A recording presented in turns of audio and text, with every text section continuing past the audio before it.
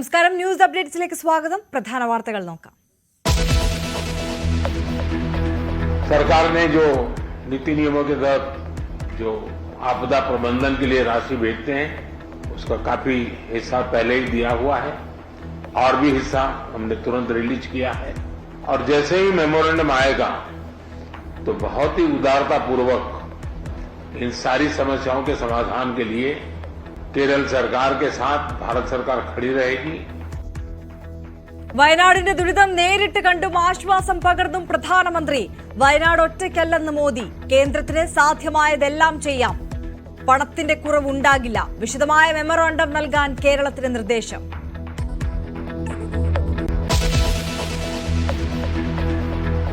ഉരുൾപൊട്ടൽ മേഖല സന്ദർശിച്ച് പ്രധാനമന്ത്രി. ദുരിതാശ്വാസ ക്യാമ്പിലും ആശുപത്രിയിലും സന്ദർശനം. ദുരന്തത്തെക്കുറിച്ച് പ്രധാനമന്ത്രിയോട് വിവരിച്ച് ഇരകൾ. ചേർത്തുപിടിച്ച് ആശ്വാസം പകർന്ന മോദി. പ്രധാനമന്ത്രിയുടെ സന്ദർശനം വളരെ പോസിറ്റീവായിട്ടുള്ളൊരു അനുഭവമായിരുന്നു. അദ്ദേഹം ഈ ഭാഗങ്ങൾ വിശദമായി കണ്ടു. കേരളത്തിന്റെ പ്രശ്നങ്ങൾ മറ്റ് സംസ്ഥാനങ്ങളിൽ ഉണ്ടായ അനുഭവങ്ങളുടെ കൂടി അടിസ്ഥാനത്തിൽ പഠിക്കണം എന്ന് പറഞ്ഞു. കുറെ കൂടി പോസിറ്റീവായിട്ടുള്ള സഹായം ഉണ്ടാകുമെന്നാണ് അദ്ദേഹത്തിന്റെ പ്രശ്നം. പ്രധാനമന്ത്രിയുടെ സന്ദർശനം പ്രതീക്ഷ നൽകുന്നതെന്ന് സംസ്ഥാനം. കേരളത്തിന്റെ ആവശ്യങ്ങൾ മുഖ്യമന്ത്രി അറിയിച്ചെന്ന് മന്ത്രി മുഹമ്മദ് റിയാസ്. വിശദമായ മെമ്മോറാണ്ടം ഉടൻ നൽകും. പുനരധിവാസത്തിലടക്കം സമഗ്ര പാക്കേജ് പ്രതീക്ഷിക്കുന്നതായി മന്ത്രി.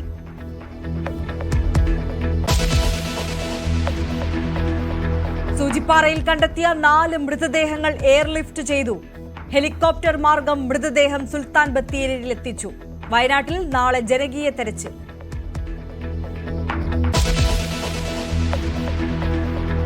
ശിരൂരിൽ അർജുനായുള്ള തെരച്ചിൽ പുനരാരംഭിച്ചേക്കും. 2 ദിവസത്തിനകം തീരുമാനമെന്ന് കർണാടക മുഖ്യമന്ത്രിയുടെ ഓഫീസ്. പുഴയിലെ നീരൊഴുക്ക് കുറഞ്ഞു.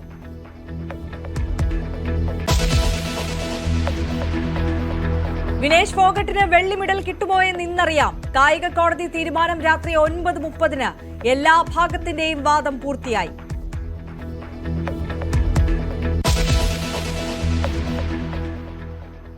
വയനാട്ടിലെ ഉരുൾപൊട്ടൽ ദുരന്ത മേഖലകൾ സന്ദർശിച്ച് പ്രധാനമന്ത്രി നരേന്ദ്രമോദി. ഡൽഹിയിൽ നിന്ന് 11 മണിയോടെ കണ്ണൂരിൽ വിമാനമിറങ്ങിയ പ്രധാനമന്ത്രിയെ ഗവർണർ ആരിഫ് മുഹമ്മദ് ഖാനും മുഖ്യമന്ത്രി പിണറായി വിജയനും ചേർന്ന് സ്വീകരിച്ചു.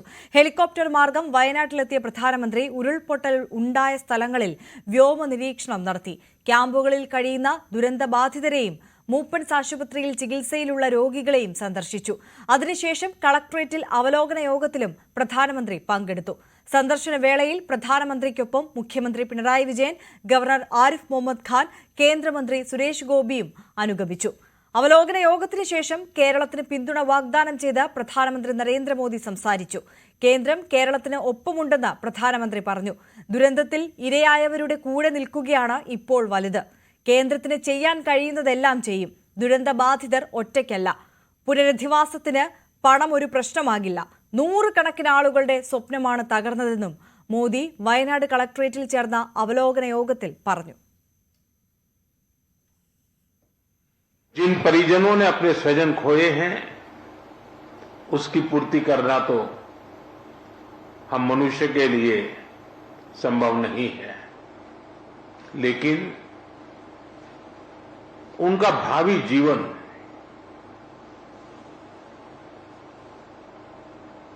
उनके सपने चूर चूर न हो जाए, ये हम सबका सामूहिक दायित्व है और भारत सरकार और देश इस संकट की घड़ी में यहां के पीड़ितों के साथ है और मैं विश्वास दिलाता हूं इन परिजनों को भी कि वे अकेले नहीं हैं. इस दुख की घड़ी में चाहे राज्य सरकार हो, केंद्र सरकार हो या देश के जन जन नागरिक हो, हम सब उस संकट की घड़ी में उनके साथ हैं और जैसे ही मेमोरेंडम आएगा तो बहुत ही उदारता पूर्वक इन सारी समस्याओं के समाधान के लिए केरल सरकार के साथ भारत सरकार खड़ी रहेगी. और मैं नहीं मानता हूं कि धन के अभाव में यहां कोई काम रुकेगा, क्योंकि छोटे बच्चे हैं, परिवार में सब कुछ खो चुके हैं. इनके लिए एक लंबे समय की योजना हम लोगों को बनानी होगी. मैं आशा करता हूं कि राज्य सरकार उस पर भी विस्तार से करेगी और उसमें भी जो कुछ भारत सरकार अपना हाथ बटा सकती है वो बटाएगी। और मैं आपको विश्वास दिलाता हूं कि देश और भारत सरकार कोई भी कसर नहीं छोड़ेगी। जितनी डिटेल आपकी आएगी, चाहे आवास की बात हो, चाहे स्कूल बनाने की बात हो, चाहे रोड के इंफ्रास्ट्रक्चर का काम हो, इन बच्चों के भविष्य के लिए कुछ व्यवस्थाएं करने की बात हो, जैसे ही डिटेल बन करके आपकी तरफ से आएगी, हमारी तरफ से पूरा सहयोग रहेगा, ये मैं आपको विश्वास दिलाता हूं। കേരളത്തിന് കേന്ദ്രം എല്ലാ സഹായവും വാഗ്ദാനം ചെയ്തിട്ടുണ്ടെന്ന് മന്ത്രി മുഹമ്മദ് റിയാസ് പറഞ്ഞു. കേന്ദ്രത്തിന്റെ ഇടപെടൽ ഉണ്ടാകുമെന്നാണ് കരുതുന്നത്. പുനർനിർമ്മാണവുമായി ബന്ധപ്പെട്ട് 2000 കോടിയുടെ കണക്ക് സമർപ്പിച്ചിട്ടുണ്ട്. മറ്റൊരു നിവേദനം പ്രധാനമന്ത്രിക്ക് മുഖ്യമന്ത്രി കൈമാറിയിട്ടുണ്ടെന്നും മന്ത്രിമാരായ കെ രാജനും മുഹമ്മദ് റിയാസും എ കെ ശശീന്ദ്രനും പറഞ്ഞു. പ്രധാനമന്ത്രി വളരെ പോസിറ്റീവായ സമീപനം സ്വീകരിക്കും, അനുഭാവപൂർണമായ സമീപനം സ്വീകരിക്കും എന്ന് പ്രതീക്ഷിക്കുന്നു എന്നുള്ള കാര്യം സംസ്ഥാന സർക്കാരിന് വേണ്ടി മുഖ്യമന്ത്രി അവിടെ സൂചിപ്പിക്കുകയും ചെയ്തു. ഇതുമായി ബന്ധപ്പെട്ട് കേരളത്തിന് എല്ലാ നിലയിലുമുള്ള സഹായവും പിന്തുണയും മുഖ്യമന്ത്രി അഭ്യർത്ഥിക്കുകയുണ്ടായി. പിന്നീട് സംസാരിച്ച പ്രധാനമന്ത്രി കാര്യങ്ങളൊക്കെ തന്നെ നല്ല നിലയിൽ മനസ്സിലാക്കിക്കൊണ്ടാണ് അവിടെ കാര്യങ്ങൾ പ്രതിപാദിച്ചിട്ടുള്ളത്. എല്ലാ നിലയിലും കേന്ദ്ര സർക്കാർ പിന്തുണ ഈ വിഷയവുമായി ബന്ധപ്പെട്ട് സംസ്ഥാന സർക്കാരിന് നൽകുമെന്നാണ് പ്രധാനമന്ത്രി പറഞ്ഞത്. അദ്ദേഹത്തിന് വ്യക്തിപരമായി ഇതുപോലുള്ള ദുരന്ത ഭൂമിയിൽ പണ്ടുണ്ടായ അനുഭവം അവിടെ സൂചിപ്പിച്ചിരുന്നു. 1970 അവസാനത്തിൽ ഗുജറാത്തിൽ ഉണ്ടായിരുന്ന ഇതുപോലുള്ള ഒരു ദുരന്തത്തെ ഓർമ്മിപ്പിച്ചുകൊണ്ട് അദ്ദേഹം കേരളത്തിലെ ഈ ദുരന്തത്തെക്കുറിച്ച് സൂചിപ്പിച്ചു. കേന്ദ്ര സർക്കാരിന്റെ സഹായത്തിന്റെ കുറവ് കാരണം ഒരു തരത്തിലുമുള്ള പ്രയാസം കേരളത്തിന് അനുഭവിക്കേണ്ടി വരില്ല. എല്ലാ നിലയിലുമുള്ള പിന്തുണ കേന്ദ്ര സർക്കാർ നൽകുമെന്നാണ് പ്രധാനമന്ത്രി യോഗത്തിൽ പറഞ്ഞിട്ടുള്ളത്. കേരളത്തിന് വേണ്ടി ഈ ദുരന്തവുമായി ബന്ധപ്പെട്ട് ജനതയ്ക്ക് വേണ്ടി ഒരു മെമ്മോറാണ്ടം കേരളത്തിന്റെ മുഖ്യമന്ത്രി പ്രധാനമന്ത്രിക്ക് സമർപ്പിക്കുകയുണ്ടായി. ആ മെമ്മോറാണ്ടത്തിന്റെ പൂർണ്ണ വിവരങ്ങൾ ലഭിക്കുന്നതിന്റെ ഭാഗമായി മറ്റ് കാര്യങ്ങൾ ചെയ്യും എന്ന് പ്രധാനമന്ത്രി അവിടെ സൂചിപ്പിച്ചിട്ടുണ്ട്. എല്ലാ നിലയിലും കേരളത്തെ സഹായിക്കാൻ കേന്ദ്ര സർക്കാർ ഇടപെടുമെന്നാണ് പ്രധാനമന്ത്രി യോഗത്തിൽ അറിയിച്ചിട്ടുള്ളത്. യോഗത്തിൽ പറഞ്ഞ കാര്യങ്ങളുടെ ഫലം വരുമെന്ന് നമുക്കൊക്കെ പ്രത്യാശിക്കാം. അല്ല, തീർച്ചയായിട്ടും പ്രധാനമന്ത്രിയുടെ സന്ദർശനം വളരെ പോസിറ്റീവായിട്ടുള്ളൊരു അനുഭവമായിരുന്നു. അദ്ദേഹം ഈ ഭാഗങ്ങൾ വിശദമായി കണ്ടു. ബഹുമാനപ്പെട്ട മുഖ്യമന്ത്രി വളരെ വിശദമായ പ്രപ്പോസൽ അവതരിപ്പിച്ചു. കേവലം പുനരധിവാസം എന്ന് പറഞ്ഞാൽ വീടുകൾ കെട്ടിക്കൊടുക്കൽ മാത്രമാകരുത്. തൊഴിൽ നഷ്ടപ്പെട്ട ധാരാളമായ ആളുകളുണ്ട്. അവരുടെ നൈപുണ്യം പ്രത്യേകിച്ച് കാണേണ്ടതുണ്ട്. അവരുടെ തൊഴിലും നൈപുണ്യവും ഒക്കെ ഉയർത്തിപ്പിടിക്കാൻ കഴിയുന്ന വിധത്തിൽ ഓരോരുത്തർക്കും അനുസരിച്ചുള്ള സാധ്യതകൾക്കനുസരിച്ച് അവരെ കാണേണ്ടതുണ്ട് എന്ന കാര്യം അദ്ദേഹം സൂചിപ്പിച്ചു. കുട്ടികളുടെ വിദ്യാഭ്യാസത്തെക്കുറിച്ച് കേരളം വല്ലാതെ ബോധറാണ്. അക്കാര്യത്തിൽ കുട്ടികളുടെ വിദ്യാഭ്യാസത്തിന്റെ എല്ലാ ഉന്നതിയിലും എത്താൻ കഴിയുന്ന വിധത്തിലുള്ള സഹായം ഉണ്ടാകണം എന്ന് മുഖ്യമന്ത്രി ആവശ്യപ്പെട്ടു. നമ്മുടെ ഒരു നേർരേഖ ചിത്രം വളരെ കൃത്യതയോടുകൂടി പ്രധാനമന്ത്രിയുടെ മുമ്പിൽ ചിത്രങ്ങൾ സഹിതം ബന്ധപ്പെട്ട ഉദ്യോഗസ്ഥന്മാരും മന്ത്രിമാരും എല്ലാം ചേർന്ന് അവതരിപ്പിച്ചു. കേരളത്തിന്റെ പ്രശ്നങ്ങൾ മറ്റ് സംസ്ഥാനങ്ങളിൽ ഉണ്ടായ അനുഭവങ്ങളുടെ കൂടി അടിസ്ഥാനത്തിൽ പഠിക്കണം എന്ന് പറഞ്ഞു. പ്രധാനമന്ത്രി പറഞ്ഞത് ഈ കാര്യങ്ങളിലെല്ലാം അനുഭാവപൂർണ്ണമുള്ള നിലപാടുണ്ടാവും. ഗുജറാത്തിലേതുൾപ്പെടെയുള്ള പ്രശ്നങ്ങളിൽ നേരത്തെ ഉണ്ടായിരുന്ന നിലപാടുകൾ അദ്ദേഹം വിശദീകരിച്ചു. അതിന്റെ അടിസ്ഥാനത്തിൽ കുറെ കൂടി പോസിറ്റീവായിട്ടുള്ള സഹായം ഉണ്ടാകുമെന്നാണ് അദ്ദേഹത്തിന്റെ പ്രശ്നം. വിശദമായ മെമ്മോറാണ്ടം സമർപ്പിക്കാൻ നമ്മളോട് ആവശ്യപ്പെട്ടിട്ടുണ്ട്. നമ്മുടെ നഷ്ടങ്ങളെക്കുറിച്ചിട്ടുള്ള പ്രത്യേകമായ കാര്യങ്ങൾ ബഹുമാനപ്പെട്ട മുഖ്യമന്ത്രി അദ്ദേഹത്തിന്റെ മുമ്പാകെ സൂചിപ്പിച്ചു. കൃത്യമായ ചിത്രമാണ് ചീഫ് സെക്രട്ടറി വരച്ചു വെച്ചത്. ഇതിന്റെ അടിസ്ഥാനത്തിൽ നമുക്ക് ആവശ്യമായിട്ടുള്ള പരിഗണനകൾ ലഭ്യമാകും എന്ന് തന്നെയാണ് നമ്മുടെ പ്രശ്നം. മുഖ്യമന്ത്രി അടിവരയിട്ട് സൂചിപ്പിച്ചൊരു കാര്യം, ദേശീയ ദുരന്തമെന്ന നിലവാരത്തിൽ എങ്ങനെയാണോ ഡിസാസ്റ്റർ ഉൾപ്പെടുത്താൻ പറ്റുന്നത് അങ്ങനെ ഉൾപ്പെടുത്തി ഏറെ ഗൗരവത്തോടെ ഇന്ത്യ കണ്ട സമീപ ഭൂതകാലത്തെ ഏറ്റവും വലിയ ദുരന്തമായി ഇതിനെ കാണണം. അങ്ങിത് കണ്ടിട്ടുണ്ടല്ലോ, അങ്ങ് മുന്നനുഭവങ്ങൾ ഉള്ളയാളാണല്ലോ, ആ ഘട്ടത്തിൽ വളണ്ടിയറായി വരെ പ്രവർത്തിച്ചു എന്ന അനുഭവം അങ്ങ് പറഞ്ഞല്ലോ. ആ വികാരങ്ങളെല്ലാം കണക്കിലെടുത്തുകൊണ്ട് കേരളത്തെ ചർത്തുപിടിക്കാൻ തയ്യാറാകണം എന്നാണ് 3.5 കോടി മലയാളിക്ക് വേണ്ടി ഞങ്ങൾക്ക് അഭ്യർത്ഥിക്കാനുള്ളത് എന്നായിരുന്നു മുഖ്യമന്ത്രിയുടെ ആശയം. മുഖ്യമന്ത്രിയുടെ നിർദ്ദേശങ്ങളെല്ലാം അതുപോലെ പരിഗണിക്കും. വിശദമായ മെമ്മോറാണ്ടം വരട്ടെ, കാര്യങ്ങളിൽ മറ്റു കാര്യങ്ങൾ വിശദമായി പ്രതിപാദിക്കാം എന്ന് തന്നെയാണ് അദ്ദേഹം പറഞ്ഞത്. പ്രധാനമന്ത്രി ഇവിടെ വരുമ്പോൾ വളരെ പ്രതീക്ഷയോടുകൂടിയാണ് ജനങ്ങൾ ആ വരവിനെ നോക്കിക്കണ്ടത്. ആ പ്രതീക്ഷകൾ സാധൂകരിക്കുന്ന വിധത്തിലുള്ള പ്രതികരണമാണ് ബഹുമാനപ്പെട്ട പ്രധാനമന്ത്രിയിൽ നിന്നും ഉണ്ടായിട്ടുള്ളത്. ബഹുമാനപ്പെട്ട മന്ത്രി ഇവിടെ പറഞ്ഞതുപോലെ കേന്ദ്ര സഹായം ഇല്ല എന്ന കാരണത്താൽ ആലോചിച്ച് ചെയ്യേണ്ട ഒരു കാര്യവും ചെയ്യാതിരിക്കാൻ അവസരമുണ്ടാവുകയില്ലെന്നും എല്ലാ കാര്യങ്ങളും ചെയ്യുന്നതിൽ കേന്ദ്ര പങ്കാളിത്തം ഉണ്ടാകുമെന്നാണ് പ്രധാനമന്ത്രി പറഞ്ഞിട്ടുള്ളത്. ഇവിടെ സൂചിപ്പിച്ചതുപോലെ ഇനി സമഗ്രമായ വിശദമായ കാര്യങ്ങൾ പ്രധാനമന്ത്രിയുടെ ഓഫീസിൽ സമർപ്പിക്കേണ്ടതുണ്ട്. അത് എത്രയും പെട്ടെന്ന് സമർപ്പിക്കുക എന്നതാണ് ഇനി ഞങ്ങളുടെ ഉത്തരവാദിത്വം. ആ ഉത്തരവാദിത്വം അടിയന്തരമായി നിർവഹിക്കുക എന്ന നിലയിലാണ് പോകുന്നത്. എന്തായാലും കേന്ദ്രവും സംസ്ഥാനവും ജനങ്ങളും സഹകരിച്ചുകൊണ്ട് ഈ ശ്രമകരമായ ദൌത്യത്തെ പൂർത്തിയാക്കാനും ഈ പ്രതിസന്ധിയെ അതിജീവിക്കാനും നമുക്കെല്ലാം കഴിയും എന്ന പ്രത്യാശ കൂടുതൽ ഉറപ്പിക്കുന്ന വിധത്തിലുള്ള ചർച്ചകളും തീരുമാനങ്ങളുമാണ് പ്രഖ്യാപനങ്ങളുമാണ് ഇന്നുണ്ടായിട്ടുള്ളത്.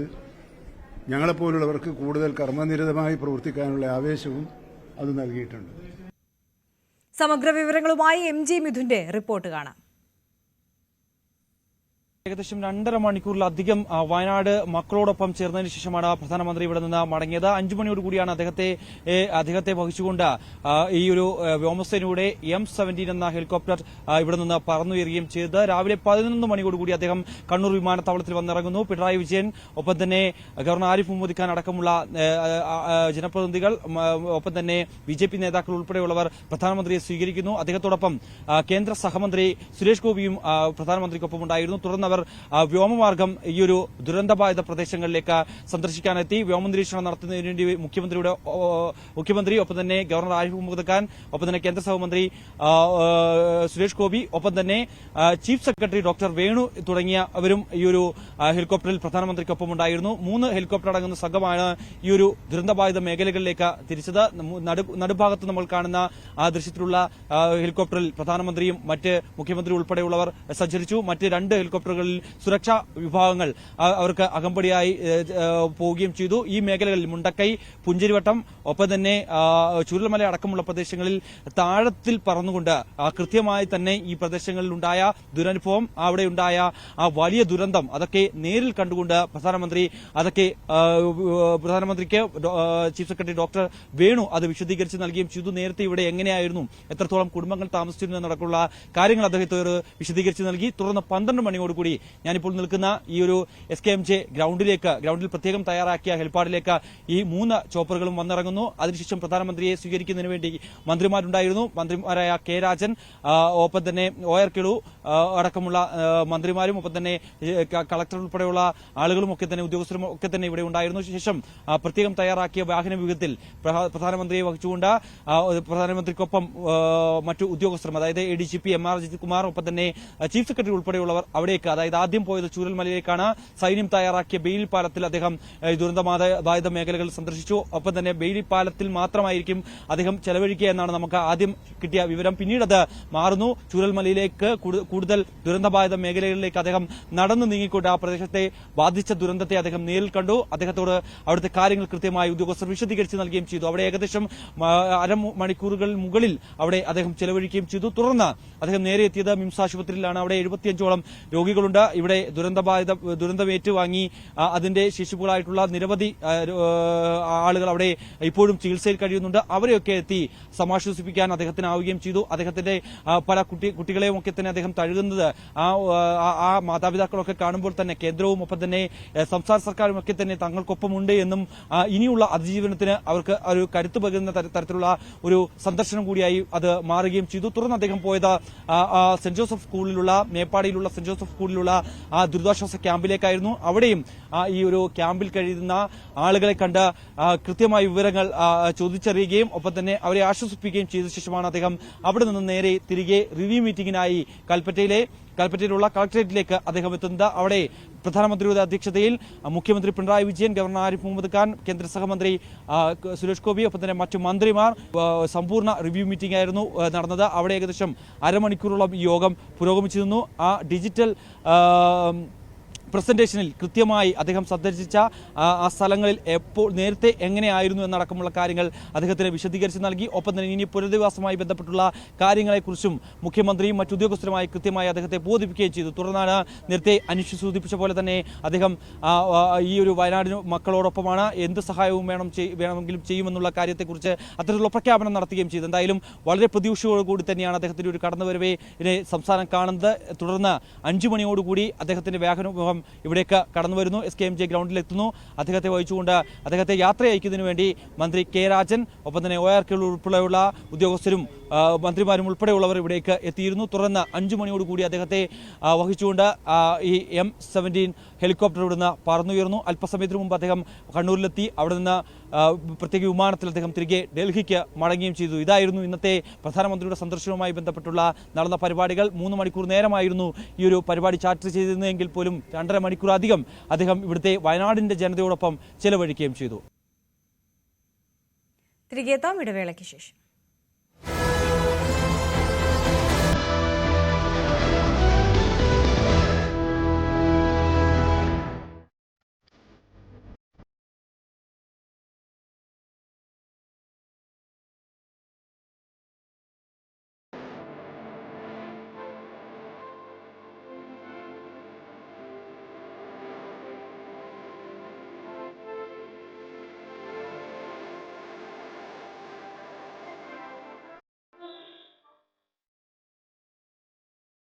ने जो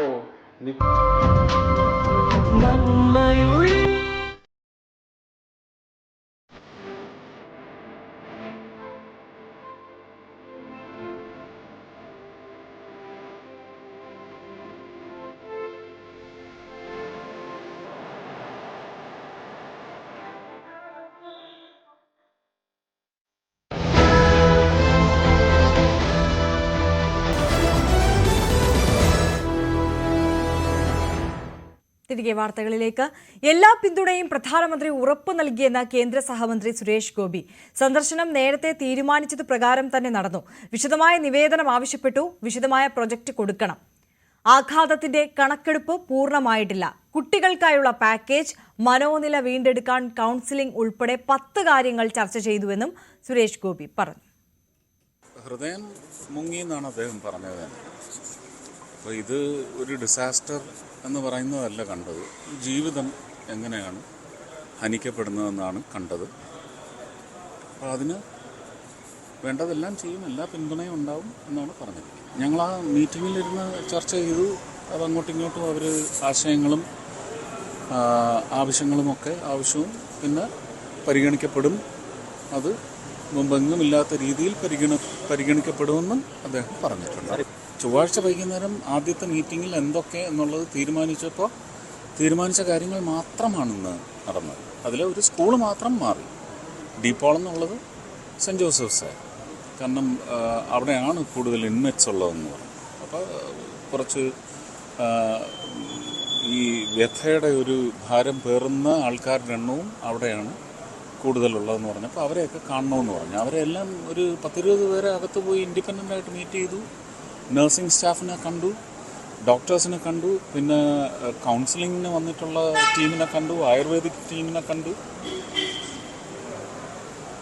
എനിക്ക് തോന്നുന്നു കുറച്ചധികം ആൾക്കാർ നേരിട്ട് ഇൻട്രാക്ഷൻ നടന്നിട്ടുണ്ട്. ഹോസ്പിറ്റലിൽ പോയി എല്ലാവരെയും ഇങ്ങനെ ഓടി നടന്ന് കണ്ടു. പക്ഷേ കുറിപ്പിട്ട ആൾക്കാരുടെ അടുത്ത് നേരത്തെ ഗവൺമെൻറ് അറിയിച്ചിരുന്ന ഒരു ലിസ്റ്റ് ഉണ്ടായിരുന്നു. ഞാൻ വന്ന് കണ്ടുപോയപ്പോൾ ഒരു ലിസ്റ്റ് ഉണ്ടായിരുന്നു. ആ ലിസ്റ്റിലെല്ലാം പോയി അദ്ദേഹം അറ്റൻഡ് ചെയ്യും.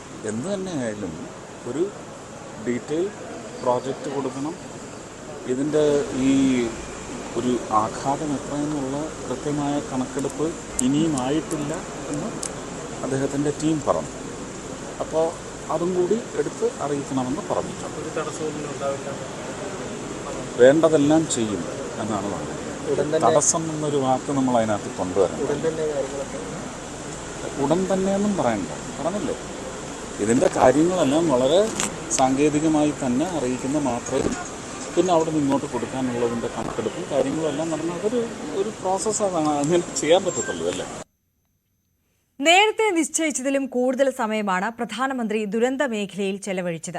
വയനാട് ജില്ലാ കളക്ടർ ആർ മേഘശ്രീയും ADGP MR അജിത് കുമാറും ദുരന്തത്തിന്റെ ആഘാതം മോദിക്ക് വിവരിച്ചു കൊടുത്തു. കേരളത്തിന്, പ്രത്യേകിച്ച് വയനാടിന് ഒരുപാട് പ്രതീക്ഷ നൽകിയ ഒരു സന്ദർശനത്തിന് ശേഷമാണ് പ്രധാനമന്ത്രി നരേന്ദ്രമോദി മടങ്ങിയത് എന്നുള്ളതാണ്. കാരണം നമ്മൾ നേരത്തെ പറഞ്ഞതുപോലെ ഇദ്ദേഹത്തിന്റെ പ്രോട്ടോകോൾ ഓഫീസറോ അല്ലെങ്കിൽ അദ്ദേഹവുമായി ബന്ധപ്പെട്ട SPG കേന്ദ്രങ്ങളോ ഒന്നും ഇത്ര അധികം സമയം ഞാൻ നിൽക്കുന്ന ചൂരൽമലയിൽ ഈ ബെയിലി പാലത്തിൽ അദ്ദേഹം ചിലവഴിക്കും, ഈ പറഞ്ഞ സമീപത്ത് കാണുന്ന ഈ ദുരന്തമുണ്ടായ പ്രദേശങ്ങളിൽ അദ്ദേഹം ചിലവഴിക്കും എന്ന് പ്രതീക്ഷിച്ചിരുന്നില്ല.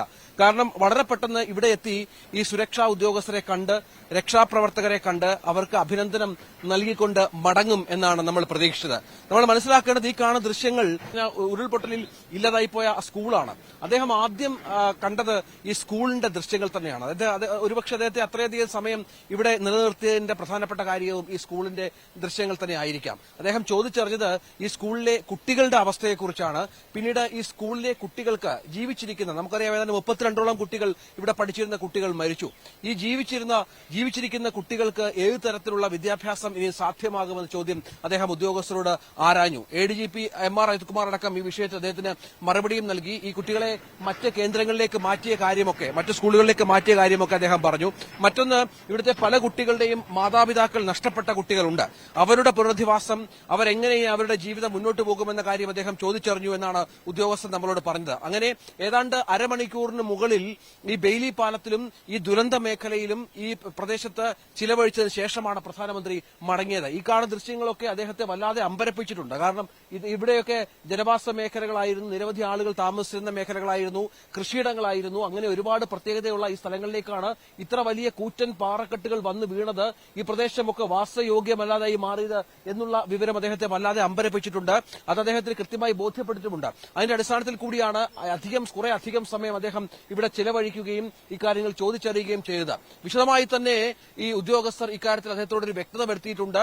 ഈ ദുരന്തത്തിന്റെ വ്യാപ്തി എത്രത്തോളമാണ് എന്ന് ഈ മേഖലയിലെ സന്ദർശനം കൊണ്ട് തന്നെ അദ്ദേഹം അത് മനസ്സിലാക്കിയിട്ടുണ്ട്. ഈ കാണുന്ന ബെയിലി പാലത്തിലൂടെ ഈ അറ്റം മുതൽ അങ്ങേയറ്റം വരെ നടന്ന് ആ സൈഡ് ചെന്ന് ആ മേഖലയിൽ ചെന്നാണ് അദ്ദേഹം ഇത്തരത്തിൽ സന്ദർശനം നടത്തി കാര്യങ്ങൾ ചോദിച്ചറിഞ്ഞത്.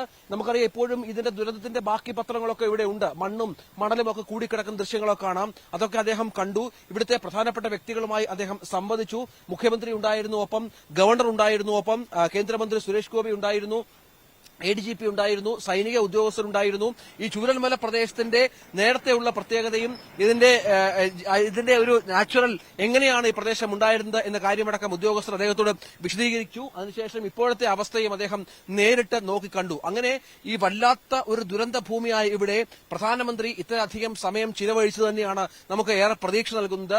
കൃത്യമായി തന്നെ അതിന്റെ വ്യാപ്തി മനസ്സിലാക്കാനും ആ കാര്യങ്ങൾ അദ്ദേഹത്തെ ബോധ്യപ്പെടുത്താനും ഈ സന്ദർശനത്തോട് സാധിച്ചു എന്നുള്ളതാണ് പ്രധാനപ്പെട്ട പ്രത്യേകത. ഈ സ്കൂളിന്റെ അവസ്ഥ അദ്ദേഹത്തെ വല്ലാതെ അമ്പരപ്പിക്കുകയും ചെയ്തു എന്നുള്ളതാണ്. ഈ സ്കൂളിന്റെ പുനരുദ്ധാരണത്തിന് ഏതൊക്കെ തരത്തിലുള്ള കാര്യങ്ങൾ ചെയ്യാൻ സാധിക്കുമെന്നും അദ്ദേഹം ചോദിക്കുകയുണ്ടായി. നിരവധി വാഗ്ദാനങ്ങൾ ഇതുമായി ബന്ധപ്പെട്ട് വന്നിട്ടുണ്ട് എന്ന് ഉദ്യോഗസ്ഥർ അദ്ദേഹത്തെ ബോധ്യപ്പെടുത്തുകയും ചെയ്തു എന്നാണ് മനസ്സിലാകുന്നത്. ഏതായാലും നമുക്ക് പ്രതീക്ഷ നൽകുന്ന ഒരു സന്ദർശനം തന്നെയാണ്. ഒരുപാട് സഹായങ്ങൾ കേന്ദ്ര സർക്കാരിന് ലഭിക്കുമെന്ന് പ്രതീക്ഷിക്കണം. ഈ ദുരന്തത്തിന്റെ മുഴുവൻ വ്യാപ്തിയും മനസ്സിലാക്കി അതിന്റെ വേദനയും ഉൾക്കൊണ്ടുകൊണ്ട് തന്നെയാണ് പ്രധാനമന്ത്രി മടങ്ങിയത് എന്നുകൂടി ഇതിനോട് ചേർത്ത് വായിക്കണം. വളരെ പ്രധാനപ്പെട്ട ഒരു വിവരം തന്നെയാണ് അത്. ഒരുപക്ഷെ അദ്ദേഹത്തിന്റെ സമയം വൈകിയതും സന്ദർശനവുമായി ബന്ധപ്പെട്ട് കാര്യങ്ങൾ വൈകിയതുമൊക്കെ ഈ പ്രദേശത്ത് അദ്ദേഹം ചിലവഴിച്ച സമയമാണ്. ഞാൻ നേരത്തെ പറഞ്ഞതുപോലെ അദ്ദേഹത്തിന്റെ സമയക്രമങ്ങളിലൊന്നും നേരത്തെയുള്ള പദ്ധതികളിലൊന്നും ഈ പ്രദേശത്ത് എത്രയധികം സമയം ചിലവഴിക്കും എന്ന കാര്യത്തിൽ ഒരു വ്യക്തത ഉണ്ടായിരുന്നില്ല. അത് സംഭവിച്ചിരിക്കുന്നു. ഏറ്റവും പ്രധാനമായും ഈ ആകാശ മാർഗമുള്ള കാഴ്ചകൾക്കപ്പുറം നേരിട്ട് അദ്ദേഹം ഈ ദുരന്തത്തിന്റെ ഒരു വ്യാപ്തി കണ്ടു, മനസ്സിലാക്കി എന്നുള്ളത് തന്നെയാണ് ഈ സന്ദർശനത്തിന്റെ ഏറെ പ്രത്യേകതയായി തന്നെ മനസ്സിലാക്കാനുള്ളത്. ആ തരത്തിൽ തന്നെയാണ് കാര്യങ്ങൾ പോകുന്നതും. ഒരുപക്ഷെ അടിയന്തര ശ്രദ്ധ പ്രധാനമന്ത്രിയുടേത് ഈ മേഖലയിൽ പതിഞ്ഞിട്ടുണ്ട് എന്ന് വേണം മനസ്സിലാക്കാൻ. അതനുസരിച്ചുള്ള എല്ലാ മാറ്റങ്ങളും സഹായങ്ങളും ഈ മേഖലയ്ക്ക് ലഭ്യമാകുമെന്നും നമ്മൾ കരുതണം. ഇവിടെ ചൂരൽമലയിൽ നിന്നും ഈ ബെയിലി പാലത്തിൽ നിന്നും ഹരികൃഷ്ണനൊപ്പം രഞ്ജിത് രാമേന്ദ്രൻ, ന്യൂസ് 18. പാരീസ് ഒളിമ്പിക്സിൽ മെഡൽ ജേതാക്കളായവരെ Reliance Foundation chairperson Nita Ambani അനുമോദിച്ചു. ഇന്ത്യൻ ഒളിമ്പിക് അസോസിയേഷൻ അധ്യക്ഷ PT ഉഷയും അനുമോദന ചടങ്ങിൽ പങ്കെടുത്തു. പാരീസിലെ ഇന്ത്യൻ ഹൌസിലായിരുന്നു അനുമോദന ചടങ്ങ്.